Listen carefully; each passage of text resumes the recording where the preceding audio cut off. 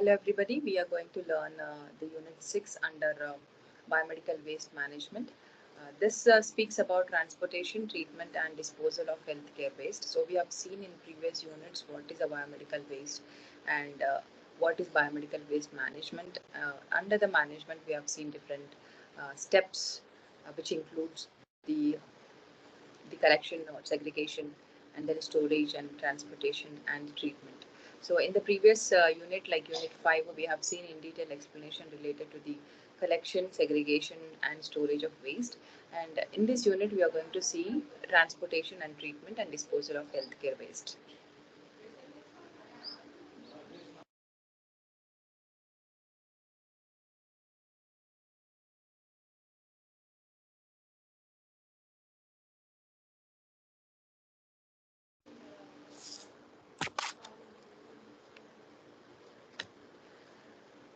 Okay, so this units, as I said, as we are moving on to the explanation part of this unit, all the healthcare facilities within the reach of 75 kilometers of the central biomedical waste treatment facility.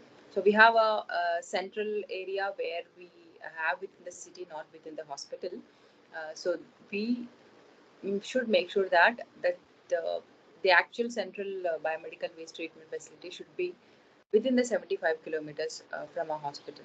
So this is a very important thing that we need to see before we look into the transportation, because we need to arrange transportation in that way that the whatever the waste that is collected in a hospital need to be transported to that particular CBWTF.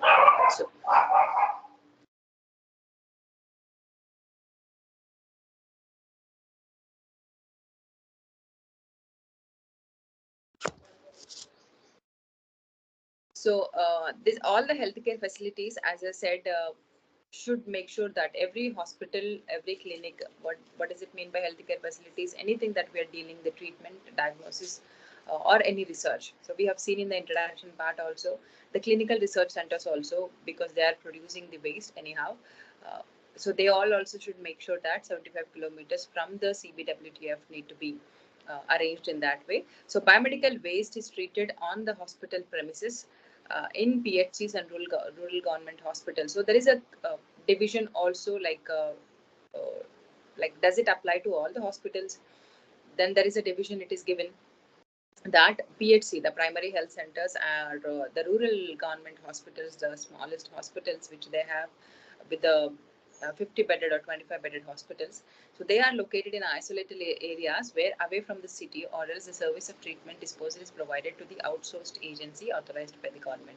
So only those kind of hospitals like rural area hospitals or the PHCs or the primary health centers or primary health center clinics, they have given the authority or they have given the permission that they can do their own treatment within their hospital premises, or else at least they should have an outsourcing agency where they are authorized to do the treatment within that locality. Whereas in the urban areas, all the biomedical waste which generated in the hospital must send to authorized service agency due to the lack of space and in interest of environmental protection. So we should make sure in the urban areas, how do we live, how the houses are built. We don't have the that much of space where we can build our own treatment facilities. So that's the reason we should definitely have a separate agency for the biomedical waste treatment that happens. Okay, so the transportation point of view, transportation of biomedical waste is from the patient bedside to the central collection area in the department. Then same biomedical waste from the department is transported in a safe trolleys and collected in central biomedical waste collection area of the hospital. There is three level of the transportation we can see. One, the transportation of biomedical waste from the source, okay, from where the waste is getting generated. Imagine is a ward, a medical ward, a surgical ward, an ICU, okay, and from that generated from the generation center, then we need to transport that particular waste to the departmental storage area. So we have a departmental storage area, or it may be within the floor, Okay, if you have 2-3 wards within the floor, like first floor, second floor, third floor, so all the waste that you are collecting from different wards need to be stored for a temporary period of time in that particular departmental storage area. From that internal departmental storage area to the central storage area within the hospital, which is outside the premises of the hospital, and there you can store up the waste up to 48 hours, not more than 48 hours.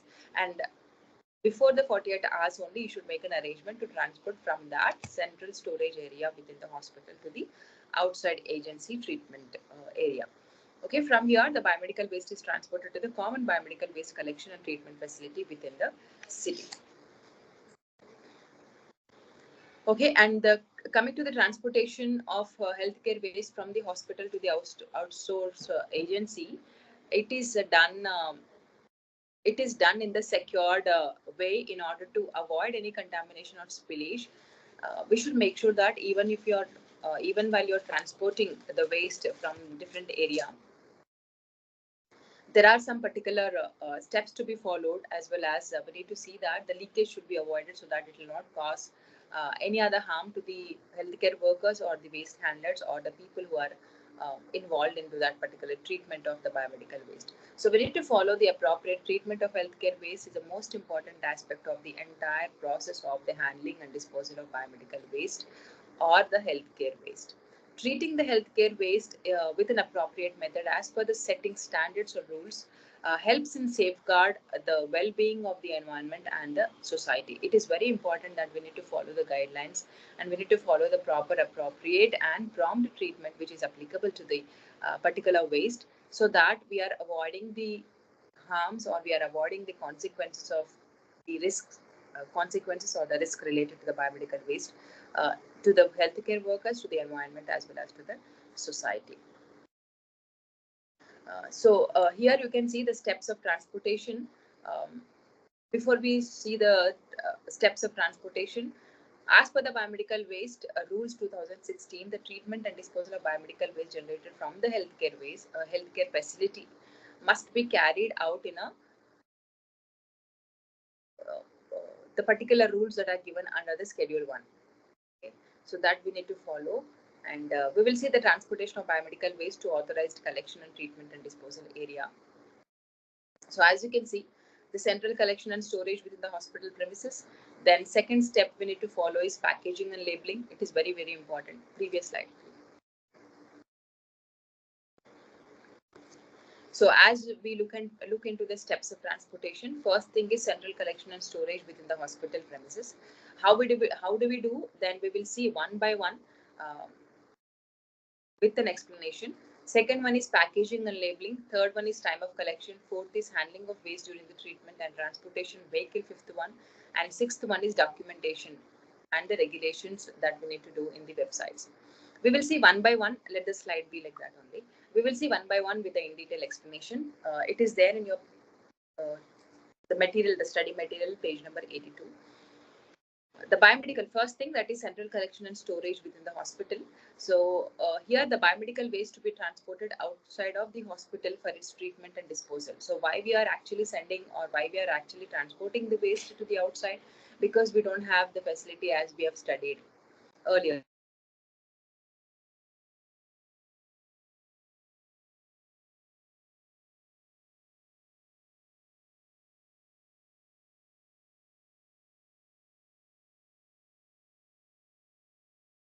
In the hospital premises.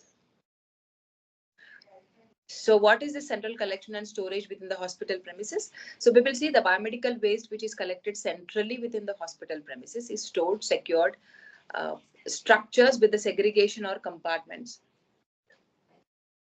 Right. Okay, this central collection and storage within the hospital premises, the biomedical waste which is collected within the hospital premises is stored in a secured structure with the segregation or compartments to store biomedical waste as per the type of waste and the color codes. Then the biomedical waste then kept into the compartments as per the color codes again.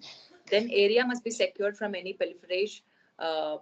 Then should be free from the rodents and other animals. Exhaust fans should be provided in the waste collection room for ventilation. So these are the instructions that we need to follow in the first step, that is central collection and storage. In a simple way to tell, number one, the waste that you're collecting from different departments, you need to store in the central collection storage area within your hospital.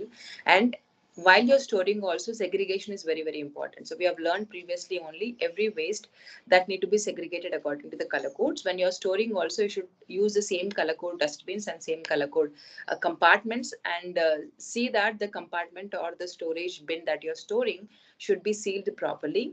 And then even the storage compartment also should be with the color codes. Then the area must be, the storing area or the storage area must be secured without any leakage, and it should be free from all the rodents, okay, the animals and the rodents, so that it will not spoil the environment. Then exhaust fans also are very, very important, which helps in exchange of air. And also the ventilation, proper ventilation, see that there should be a proper ventilation within the storage room. So that is a first principle or first step, central collection and storage within the hospital premises. Second one is packaging and labeling. So we already learned that labeling is very, very important. We need to write down the details, as well as make sure that you are attaching the biomedical waste management barcode, or a what do you call the labels, the label of biomedical waste management, biohazard label and cytotoxic label, depends on the type of waste that we are packing. Okay, so here packaging and labeling, we will see here, which is there in your page number 83. So biomedical waste which is sent from the hospital department to the central collection area must have a label of the name of the department on it. So we need to prepare a label that contains, of course, the color code itself is speaking that what kind of a waste it is. So we need not to mention what type of waste it is, but we need to mention the name or the department, the name of the department, uh, as well as the barcode. Okay, and the bags also which we are using should be collected and transported of biomedical waste should not be less than 50 microns. That is an important one we need to remember. All the bags and the contained bins used for collection and storage must be labeled with the symbol of biohazard or cytotoxic hazard, depends on the type of waste that we are transporting. Okay, and these are the instructions given by the biomedical waste management 2016. Then the biomedical waste bags and containers are also required, provided with the barcode labeling, that is guidelines of barcode system for effective management of biomedical waste, that is CPCB. The central barcode system we need to follow. Once the biomedical waste is received from the hospital department to the central collection area, the same should be weighted at the barcode.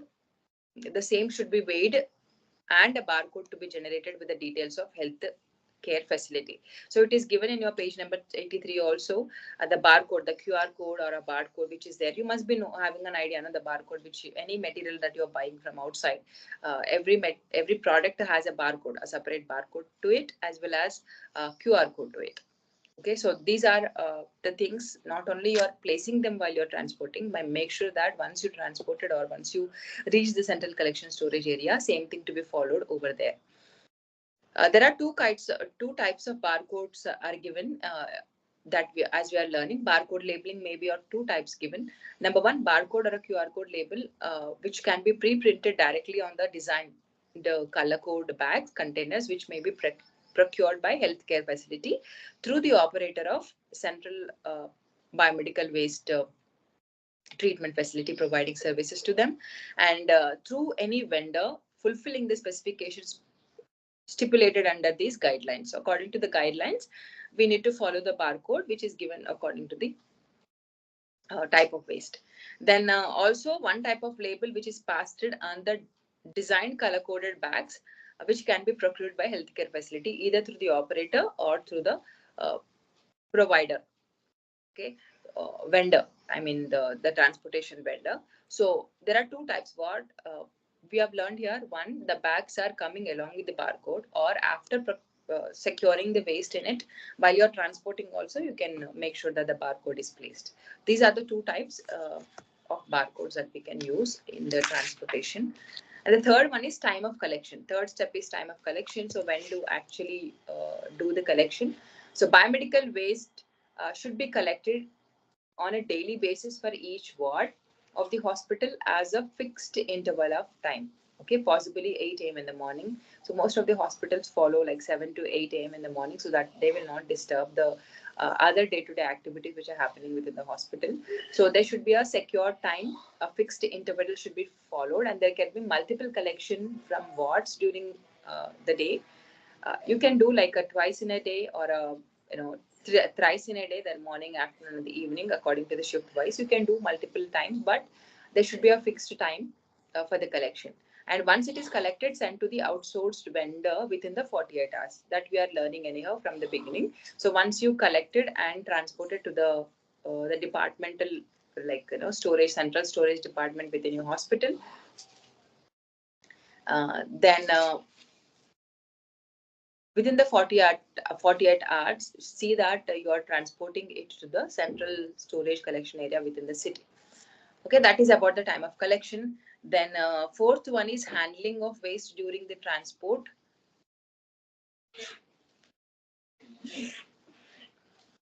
Okay, handling of waste during the transport. So here biomedical waste, once you collected and from the all of the departments, handling is very, very carefully to be done. The handler, the person who is handling the biomedical waste, should be worn the personal protective equipment. Okay, so it contains the standard utility gloves, should be used while handling the biomedical waste. Also, it prevents the chances of sharp injuries and needle stick injuries, which we have learned in the fourth unit of block 1, where the health hazards are more, especially during the time from the storage to the transportation. Okay, so it contains the personal protective equipment of the biomedical waste, contains the heavy duty gloves, that is workman's gloves, we call the orange ones, the thick gloves, you must have seen it. Gum boots, the safety shoe for waste collection. So the gum boots are there, the big ones. Then face mask and the head caps, splash proof gowns or aprons. Then disposal gloves for waste handlers. These are the equipment that we have in a PPE kit of biomedical waste. Then the next one is transportation vehicle. So what kind of a vehicle you must have seen if you're definitely must be working in a hospital. So you must have seen the hospital, within the hospital, how they are transporting the trolley. Okay, the packed biomedical waste trolley with the labeling and with the barcode even on it as well. So we will see not only within the departmental transportation, but outside the transportation also how it happens. Transportation of biomedical waste from the hospital to the authorized vendor for the common biomedical waste treatment and disposal at his facility should be done by vehicle that's suitable for the transportation and complies with the State Pollution Control Board, and rules and requirements should be followed. Okay, so there is a Motor Vehicle Act 1988, it is given. So which kind of a motor vehicle is suitable for the collection of waste and which doesn't have a leakage? Okay, they are leakage proof vehicles, and the vehicle should be geotagged and traceable in any case of major incident happen. So they should be, placed with a barcode system so that we can scan the barcode and we can have a monitoring of it, where it is going and how the transportation is happening. And tripping of vehicle loaded with the biomedical waste on road and public area due to any accident should be avoided. In case of major accidents, and documentation of the event should be done and should be reported to the SPCB in the prescribed format. Okay, so any accidents or any kind of incidents happen due to the transportation or in the process of transportation, then it should be reported immediately. So this is about the transportation vehicle. So you have the biomedical waste symbol on it, and with writing biomedical waste and the pollution control board. Then there's a caution biomedical waste symbol is also there. You can see it is mentioned in your page number 84. Then sixth one, that is last one, documentation and regular updates in the hospital websites. So now we have been given the digital opportunity to report immediately what is happening in the biomedical waste management treatment. So healthcare facility needs to maintain the records with a preference to category wise biomedical waste generation and its treatment disposal, either by captive facility or through the central biomedical waste transport facility on a daily basis. Okay, every day we need to do the updation or reporting in the website that how much waste we are collecting within the ward and how much we are transporting and what is happening with the biomedical waste management. So category wise, quantity of the waste should be generated from the facility must be recorded. That is first one. A logbook should be maintained at the central waste collection area under the supervision of one designated person. Weighing machine as per the specifications given in healthcare waste guidelines for barcode system need to be kept in a central waste collection center of healthcare facility having 30 or more than 30 number of beds. For weighing the quantity of the biomedical waste, it is very important that every 30 bedded hospital or a 30 more bedded hospital should have their own barcode system and their own weighing machine, so that we can have a record of it, how much waste that we are collecting every day or generating every day or collected and transported. And less than 30 bedded hospital should maintain a record of recipients printed by the, again, CBWTF. Okay, the records should be handling the biomedical waste are to be followed. Contact address, details of healthcare facility. So the record should be done every day. What is a contact address and what is a healthcare facility that we have? The number of beds within the hospital, the number of beds within the hospital, the quantity of the biomedical waste generation in day, um, in kg per day, the quantity of the biomedical waste in kg per day, and annual report of biomedical waste. So these are the 4 important updates we need to do every day within the biomedical waste uh, management website.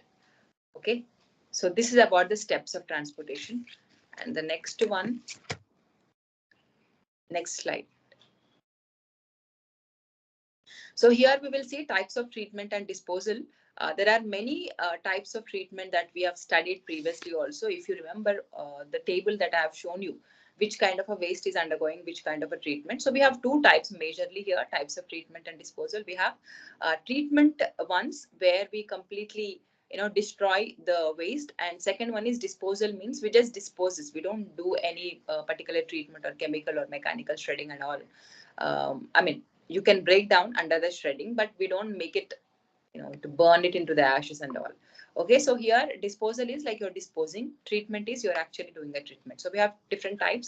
Under treatment, we have incineration, plasma pyrolysis, gasification, autoclave, microwave, hydroclave, dry heat sterilization, chemical disinfection. So these are the treatment methods.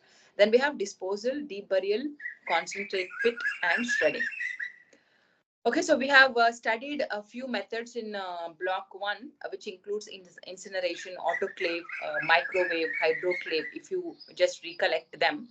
Okay, so we have seen even a deep burial also, how many meters that we need to dig. That is 2 meters. We need to dig deeper, and then we need to dispose into the uh, uh, like dispose the waste into that, the 2 meters deeper pit, and then again we need to pour the sulfur, and then upon it we need to pour the soil. So like that we need to do the layers and do the deep burial. We have also studied the land filling. Okay, so few of the methods we've already seen in block 1, few which we did not see, like plasma pyrolysis and gasification. So we will see here, it is given in 85 page number. So what is plasma pyrolysis is? It is a technology in the disintegration of organic compound into gases. Okay, so where the organic content you are making it into gases. So we have seen that incineration, how the organic material is converted into the inorganic. In the similar way, here in the pyrolysis, you are making organic and converting them into gases, so that there is a non-leachable solid residues in the oxygen-starved environment. Plasma pyrolysis utilizes the large fraction of electrons, ions, and excited molecules together within the high energy radiation for decomposing chemicals.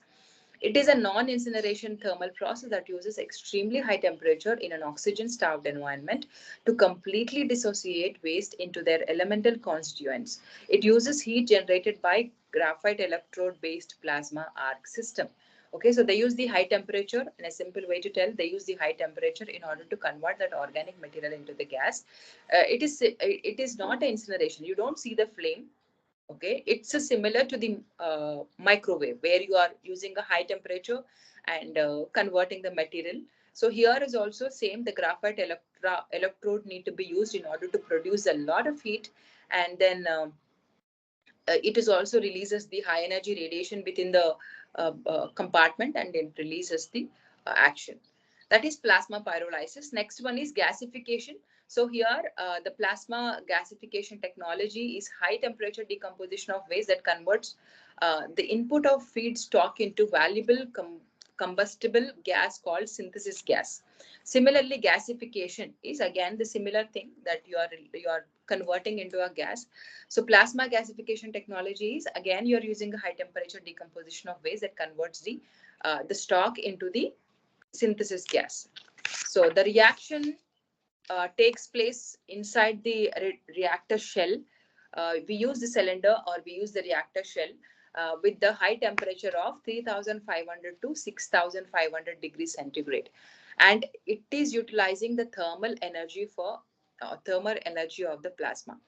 So the whatever the waste that is decomposition proceeds a high rate in limited oxygen supply due to the high temperature involved in the process. The plasma gasification can handle the hazardous and non-hazardous waste. Both you can apply this method, making it suitable for managing biomedical waste. And although the technology is sometimes confused with the incineration or burning trash, plasma gasification does not combust the waste into incinerators does. Okay, so there is no combination of incineration and the gasification. So here that you will not see the flame, you will not see the combustion.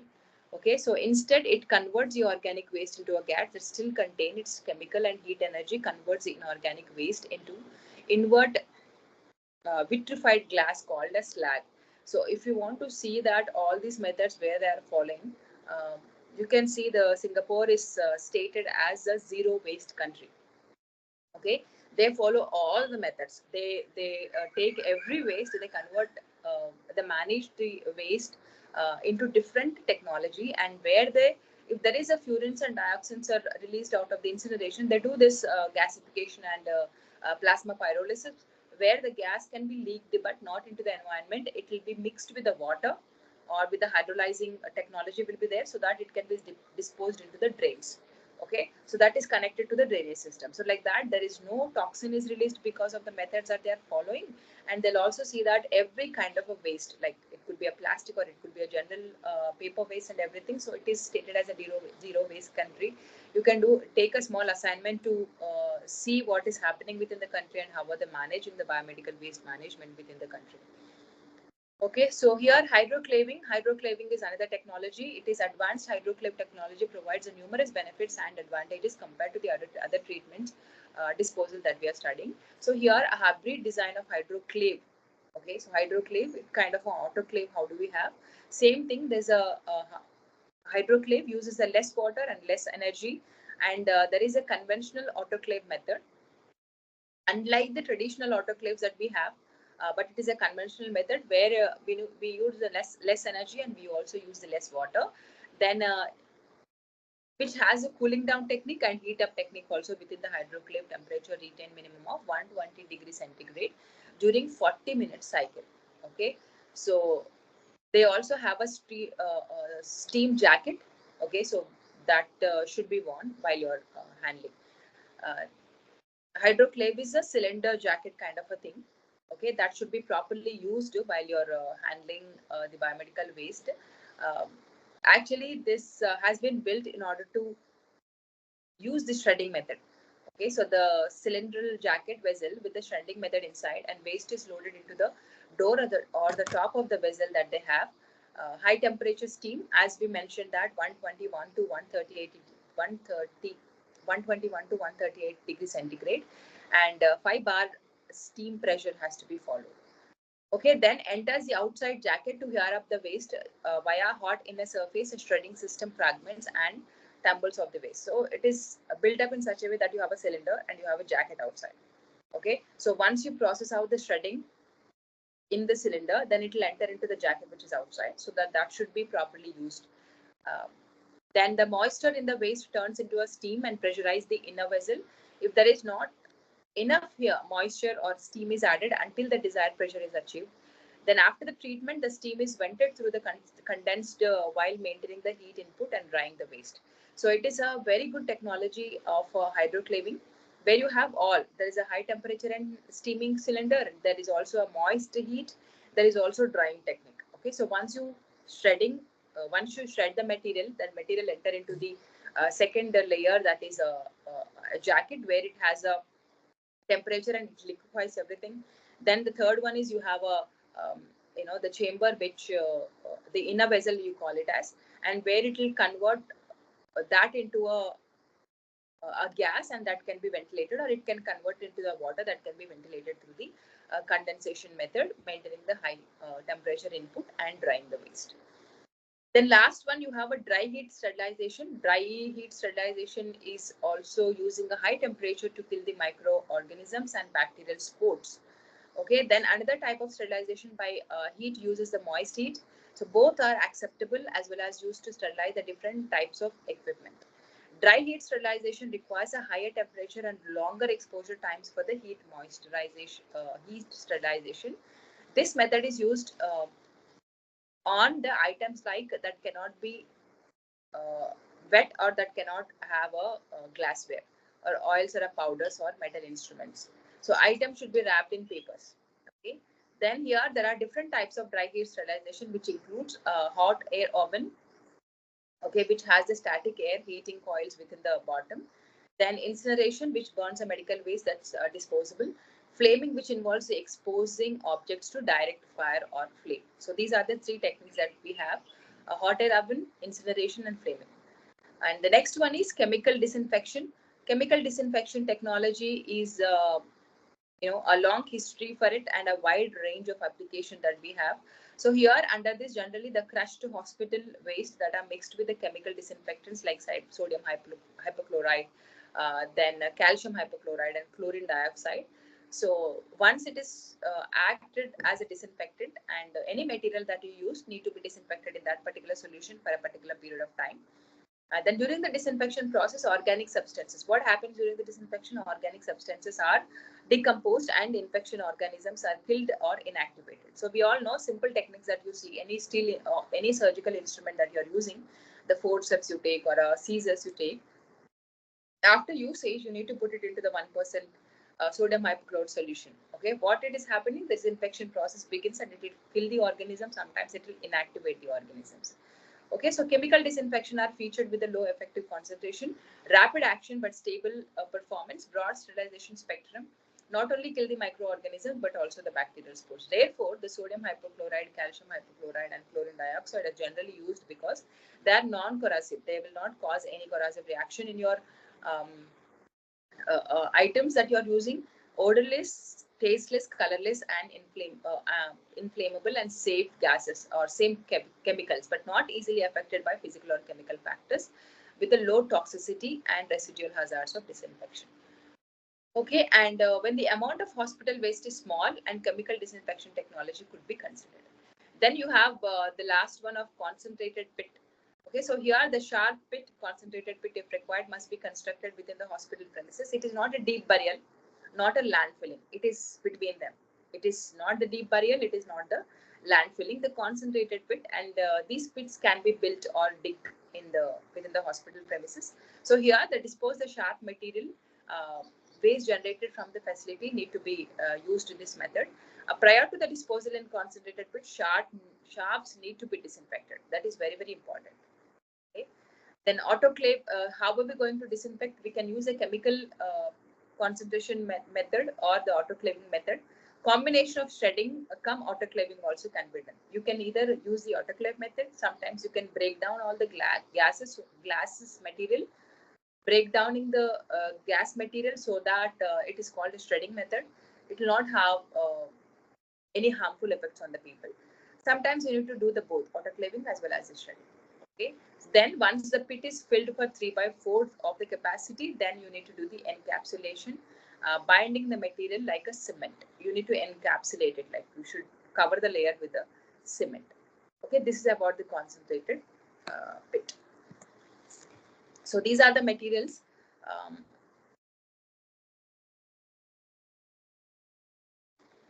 Yeah, these are the materials that these are the types of treatments and disposal we have studied till now.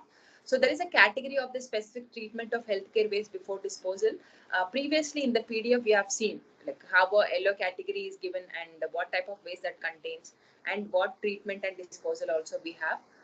So as you can see, the category of the specific treatment of healthcare worker before disposal. So we need to see, being a healthcare worker, we need to make sure that which kind of a waste is going to which method of treatment and disposal options. So first thing is LO.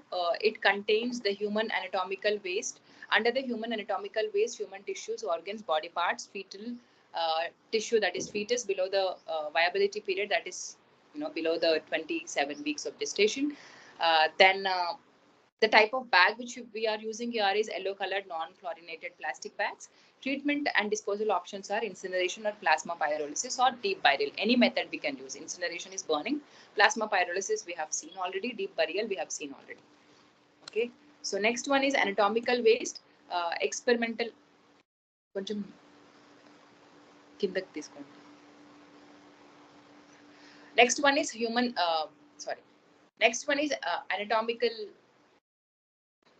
animal anatomical waste. So here experimental animals like carcasses or the body parts, organs, tissues, including the waste generated from the animals used in experiments, also veterinary hospitals. Those are the things also considered as the the contaminated or infected waste.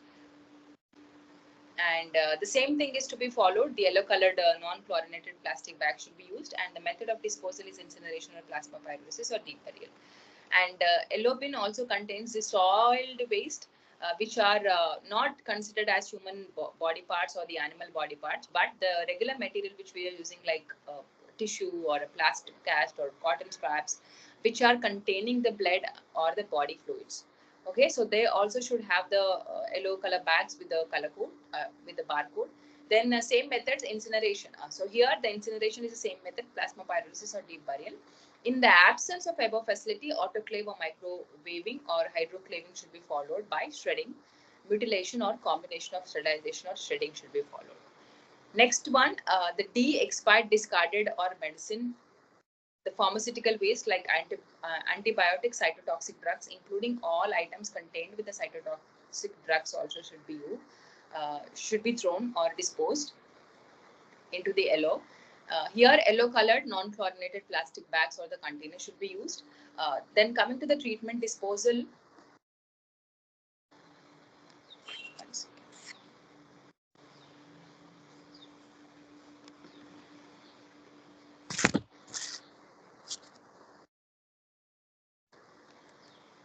Okay, and coming to the treatment or the disposal options, we have expired cytotoxic drugs and the items contaminated with cytotoxic drugs should be returned back to the manufacturer or a supplier for incineration at temperature and 1200 degrees centigrade or more, or to common biomedical waste treatment facility or a hazardous waste treatment, storage and disposal facility for incineration of again more than 1200 degrees centigrade, or encapsulation or plasma pyrolysis at more than 1200 degrees centigrade. Okay, these are the pharmaceutical or drugs. Okay, so sometimes we need to send them back to the pharmaceutical company, or sometimes we can do the treatment by following these methods: plasma pyrolysis or incineration, or yeah, that's it. Next one is chemical waste. Chemical waste is chemicals used in the production and biological usage. That is yellow colored containers, again non-fluorinated plastic bags should be used, and they are also disposed by incineration or plasma pyrolysis, or encapsulation has to be done in the hazardous waste treatment, storage and disposal facility. Then the F, chemical liquid waste. So here the chemical liquid waste is liquid waste generated due to the usage of chemicals in production of biological or used discarded disinfectants. That is silver X-ray film, developing liquid discarded formalin, infected secretions, aspirated fluids, liquid from the laboratories, floor washing, cleaning, housekeeping disinfectants. All these are considered as chemical liquid waste. So these are to be collected, separate collection system to be followed to effluent the treatment system. Then after resource recovery, the chemical liquid waste shall be pre-treated before mixing with the other waste water. The combined discharge shall conform to the discharge norms given Schedule 3. So that should be followed. Then coming to the G, discarded linen, mattress and bedding contaminated with the blood and body fluid. You can see all these are going to the yellow because they are considered as hazardous. Okay, non-chlorinated yellow plastic bags and suitable packaging material should be used. So here the non-chlorinated, that is specific. Okay, discarded linen, mattress and shredding bedding your bed sheets and other things. Not supposed to use non-chlorinated one. Non-chlorinated chemical disinfectants followed by incineration or plasma pyrolysis or energy recovery. In the absence of above facility, you can do the shredding and mutilation. Like you can tear out all the beddings and do the mutilation. Combination of sterilization and shredding also to be followed. Next one is microbiology, biotechnology, and other clinical laboratory waste. So here the blood bags, you all know what kind of a waste that is coming out of the labs. Blood bags, laboratory culture stocks, specimens of microorganisms, live attenuated vaccines, human and animal cultures, industrial laboratories, production of biological or residual toxins. Okay, what the transportation option, autoclave, safe plastic bags or containers. Then treatment is pre-treat the or sterilize non-chlorinated chemicals on site as per the National AIDS Control Organization or World Health Organization guidelines to be followed. Okay, so all these are items which we are following the yellow color code. Next one is red one, the contaminated waste. Okay, that is which is recyclable. Okay, a waste generated from disposal items such as tubing, bottles, intravenous tubes, catheters, sets, urine bags, syringes, and all, without needle or without fixed needle. That is very, very important. Any tubing that you are taking, make sure that it doesn't have a needle. Okay, vacuum and gloves also can be contaminated. These are the recyclable. Since it is plastic and rubber, so there is a chance of recyclability. So that we need to dispose into the red color bins. Red color code, non-chlorinated plastic bags we are supposed to use. What are the methods we can follow? Autoclaving or microwaving or hydroclaving, followed by shredding, mutilation, or combination of sterilization or shredding to be followed. Treated waste is to be sent to registered authorized recyclers for the energy recovery or plastics to diesel or fuel, oil, or road making, whichever is possible. So you're converting that plastic, you're converting that rubber into the usage bio material. Okay, so after recovery or after recycle, there is a recovery process, and this will convert into any kind of fuel or oil which can be used for road making and other process. Next, you have a white bin, which is a sharp including metal. That is needles, syringes, fixed needles, tip cutters, burners, scalpels, and other contaminated sharp object which has a nature of puncturing or cuts. Okay, so these should be collected puncture-proof container or leak-proof, tamper-proof. Puncture-proof, leak-proof, tamper-proof container. What method we are using in order to treat and dispose? Autoclaving or dry heat sterilization followed by shredding or mutilation, or encapsulation has to be done. Combination of shredding come autoclaving also to be done. Having a consent to operate from the State Pollution Control Board. Then you have the blue one, which is a glassware, broken or discarded contaminated glass, including the medicine vials, ampules, except those contaminated with a cytotoxic waste. We are supposed to use the cardboard boxes with a blue colored marking. Coming to the disposal or treatment, disinfection by soaking the washed glass waste after cleaning with a detergent or sodium hypochlorite solution through the autoclaving or microwaving or hydroclaving technology. And the last one is metabolic body implants, which are the cardboard boxes within the blue colored body only should be used. It will also come under the blue container. And the last one, which is not there in the PDF, but you have in your textbook 89, that is green. We all know that it is a non-hazardous general waste. Okay, so it includes both dry and wet waste. The general waste consists of all the waste that is biomedical, which is considered as any hazardous, infectious, chemical, biological secretions, does not include any waste sharps. Okay, the general waste is considered which does not have a nature of infection, chemical or biological, and it also should not contain any sharps. So these includes newspaper, paper, cardboard boxes, plastic water bottles, soft drinks, cans, packaging material, organic biodegradable waste, mostly a food waste. Then what method we are following? Government approved dump yards or deep burials we can follow for the general waste. Okay, so this is about the healthcare worker. Being a healthcare worker, we need to learn about category of the specific treatment facility for the specific treatments before we actually go into the treatment. Next part. Here we have Here we have category specific treatment. After that, liquid waste. There is a treatment and disposal of liquid waste. How does it happen? So there is a ETP will be necessary if discharge from the healthcare facility is connected to the city or town's public uh, sewerage network, not having any terminal sewerage or sewage treatment plant. Healthcare facility is not connected to any public sewerage network. They should have their own place. Okay, so less than 10 beds healthcare facility should establish a effluent treatment facility, that is ETP. Okay, so effluent treatment facility or effluent treatment portal should be used uh, in this liquid waste management or the disposal. While healthcare facility is less than more than 10 beds, then ETP should be installed. uh, this should be installed by guidelines which is given in 2019. That is about the liquid waste. And again, the biomedical waste handover for research purpose.